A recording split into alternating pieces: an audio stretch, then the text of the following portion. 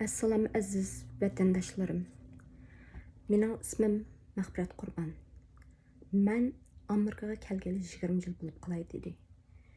Meni tuqqan 74 yoshli Amina Muhammad hojim 2020 yili 1-oyda Amerikaga kelgan.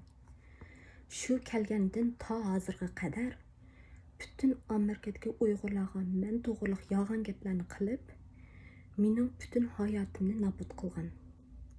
2020 yili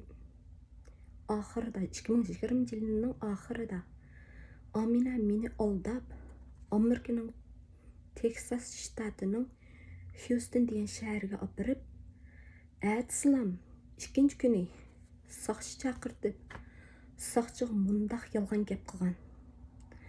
Mahfirat meni o'ldirman dedi. Mahfirat meni qattiq urib yaralandirdi deb yolg'on gap qilib, meni 1 yil turmada sulatqizgan. Men turmadagi vaqtimda necha qatim amerikaliklar izlab men bilan ko'rishib, meni turmadan elib chiqmoqchi bo'lganda, Amina meni tug'ib qo'yganligi uchun meni turmadan elib chiqadiganlarga qo'shilmay, mening turmadan chiqishimni to'sgan. Necha qatim. Men turmaga kirgan vaqtimda meni turmadan elib chiqish puli $500 edi. Men turmada yotgan 1 yil yoqi Aminaga yolvorib deb ketdim. $500 to'lab, men turmada o'lgidek qiynaldim. Bu adam turdan yer emas.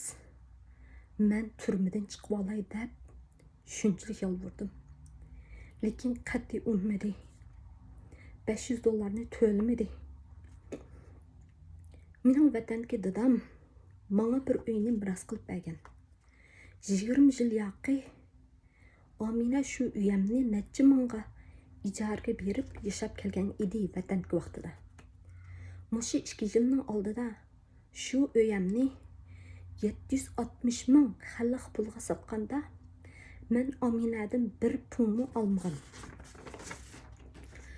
Bugungi kunlikda men turmada yotgan 1 yil yoqi $500 yolvorib so'rasam qat'iy bermadi. Keyin 1 yil vaqtni to'shqizib chiqib, shu Houston shahrida turayotgan Aminadan qochib boshqa joyga ko'chsam, amdilikda yana men to'g'riliq nurg'un yolg'on gaplarni taqib, meni yana so'lib o'tishning amalini qilyapti. Aminaning men to'g'riliq qilgan bütün gaplari yolg'on. Men faqat tuhmat chaplangan bir begunoh inson. Aminaning men to'g'riliq degan gaplariga ishonmaysizlar. Amina Amerikaga kelgandan beri ta hozirga qadar Virginiyadagi qizi Madina nevrisi Fariza bilan yoshirincha ko'rishib turibdi. Madina bilan ko'rishmadim degan gaplari yolg'on. Agar birarsi sizlarga men Mahfirat deb xat yozib uchur qilsa, u men emas. Bilib qo'yinglar.